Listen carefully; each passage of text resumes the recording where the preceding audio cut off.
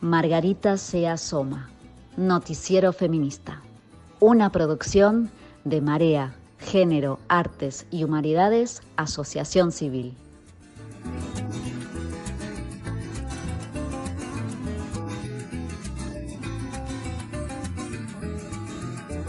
Buenos días, buenas tardes, buenas noches, hermanas latinoamericanas.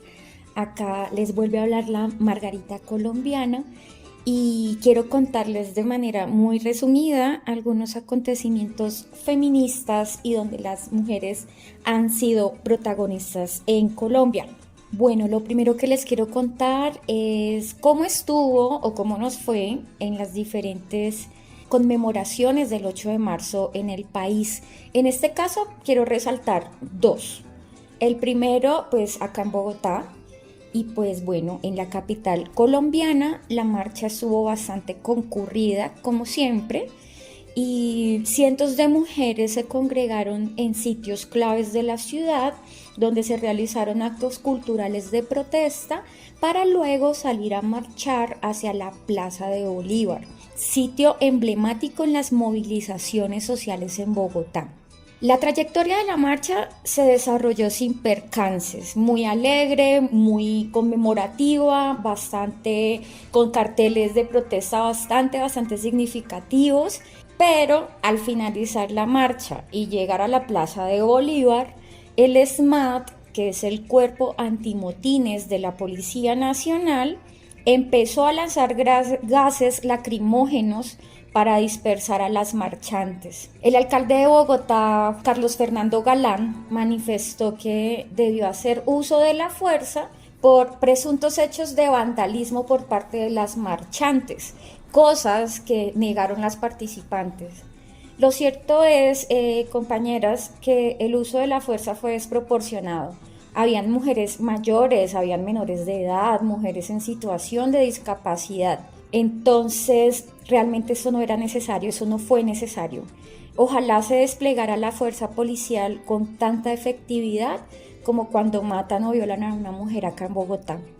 Totalmente desafortunada la decisión de la alcaldía de Bogotá y creo que envía un mensaje violento a las ciudadanas bogotanas. Pero bueno, por otro lado, quiero contarles sobre la Ruta Pacífica de Mujeres, que es un movimiento feminista, social y popular de carácter nacional que exige y trabaja por el fin del conflicto armado en Colombia desde la negociación y diálogos de paz entre el gobierno y los grupos armados, enfatizando las afectaciones y las vulneraciones a los derechos humanos de las mujeres en las zonas de conflicto acá en Colombia. Pues bueno, estas mujeres para este 8 de marzo se concentraron en el municipio de Ismina, en el departamento del Chocó, en un evento que llamaron un comadreo permanente por la vida y la paz, movilización humanitaria de las mujeres chocuanas. Precisamente para visibilizar la grave situación de derechos humanos que sufren las mujeres chocuanas, que en su totalidad son negras, afrodescendientes e indígenas a causa del conflicto armado en sus territorios. Hay una crisis humanitaria en el Chocó donde son las mujeres las más afectadas. Bueno, además también para volver a exigirle al gobierno y a esos grupos armados ilegales que operan en el Chocó, pues que se sienten a charlar, a dialogar, para buscar y tramitar un fin del conflicto en estos territorios. Y también aprovecharon para resaltar las prácticas ancestrales de las mujeres chocuanas para conservar la vida y el cuidado y amor al territorio. Entonces considero importante contarles estos eventos de los movimientos feministas, pacifistas y sobre todo populares en Colombia para resaltar la diversidad étnica del país y donde son las mujeres rurales y con pertenencia étnica las que más han sufrido y aún sufren la inclemencia de esta guerra absurda en Colombia.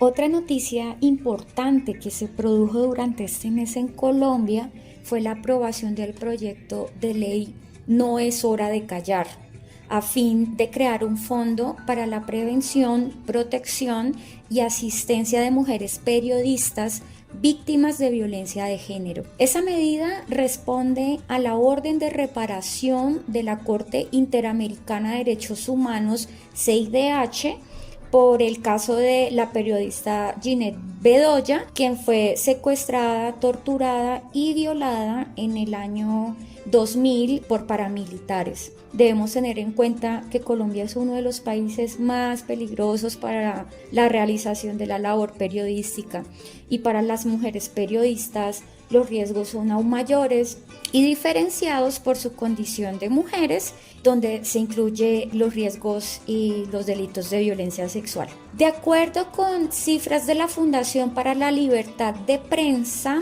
en los últimos 3 años en el país se han documentado 261 agresiones contra 137 periodistas mujeres. Sin embargo, esa fundación también precisa que podría haber un subregistro, pues existen 1.793 agresiones registradas, pero este número podría ser muchísimo mayor. Finalmente, este proyecto por el cual se crea este fondo estará a cargo del Ministerio de Igualdad y Equidad, que dirige nuestra vicepresidenta Francia Márquez, y en el que se crearán programas para prevenir, proteger y asistir a las mujeres periodistas víctimas de violencia, y contará con un presupuesto de $500,000. Se espera que este proyecto de ley cumpla y surta su proceso de conciliación en el Congreso de la República para que al final sea sancionado por el presidente para su cumplimiento. Y eso es una excelente noticia para las periodistas, que a pesar de ser una medida de la CIDH que obliga a cumplir al Estado colombiano, ya era imperativo la creación de acciones concretas para la protección de las periodistas en el país, que sufren casi a diario hechos de acoso, discriminación y otras agresiones por su condición de género. Y por último, resaltar este tremendísimo esfuerzo personal y profesional que ha desarrollado Ginette Bedoya para que su caso no se repita, y que el Estado actúe de manera contundente para proteger a las periodistas, y que las periodistas también tengan los mecanismos de protección y prevención para el desarrollo de su importantísima labor.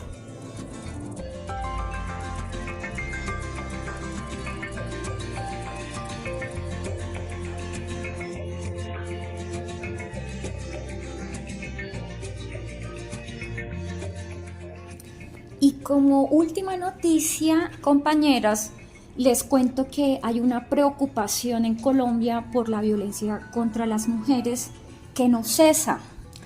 De acuerdo con datos entregados por el defensor del pueblo, Carlos Camargo, en el Congreso Internacional de Derechos Humanos, Género y Enfoque Diferencial, que se llevó a cabo en Barranquilla el 14 de marzo, en los 2 primeros meses del 2024 ya se han registrado miles de casos de violencias basadas en género que han afectado a las mujeres y que incluso han causado su muerte.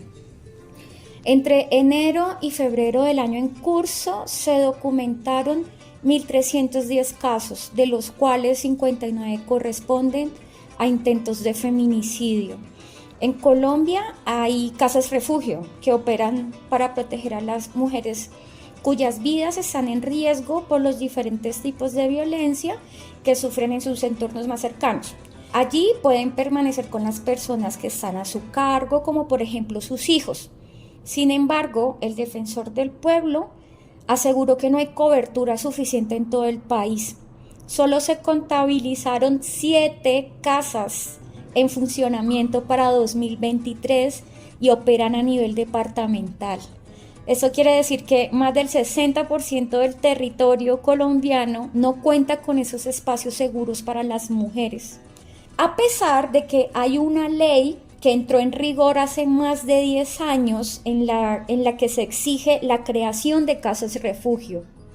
A esto también se le incluye la inoperatividad de las instituciones administradoras de justicia en la investigación de las denuncias y hechos de violencia de género.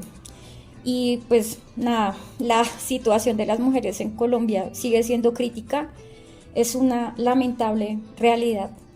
Y ya para terminar, les informo que el 12 de marzo la Corte Suprema de Justicia eligió fiscal general de la Nación. Eso se los cuento para terminar el seguimiento de las noticias que les comuniqué en la anterior emisión. La elegida fue Luz Adriana Camargo, una abogada bogotana, quien se ha desempeñado como magistrada auxiliar de la Corte Suprema, ha sido investigadora en casos de corrupción muy sonados en Colombia, como la compra de votos de congresistas para el proceso de reelección del expresidente Uribe Vélez, y también hizo parte del equipo investigador contra la corrupción en Guatemala de la ONU y que dirigió el actual ministro de Defensa. Y pues precisamente por esta última partecita se le ha empezado a cuestionar a Luz Adriana su cercanía con el gobierno, con el actual gobierno. Sin embargo, ella ha comunicado públicamente que es independiente y esperamos que así sea. Lo que sí es cierto son las expectativas grandísimas que tenemos la ciudadanía para el esclarecimiento de varias investigaciones pendientes de corrupción y que se diluya ese más del 90% de impunidad en el que se encuentran los casos que tiene la Fiscalía actualmente. Luz Adriana se posesiona el 21 de marzo y pues este cargo no era ocupado por una mujer desde hace 12 años. Entonces, pues bueno, compañeras, esto ha sido todo por ahora. Les mando muchos abrazos y nos escuchamos en la próxima oportunidad. Les habló la Margarita Colombiana.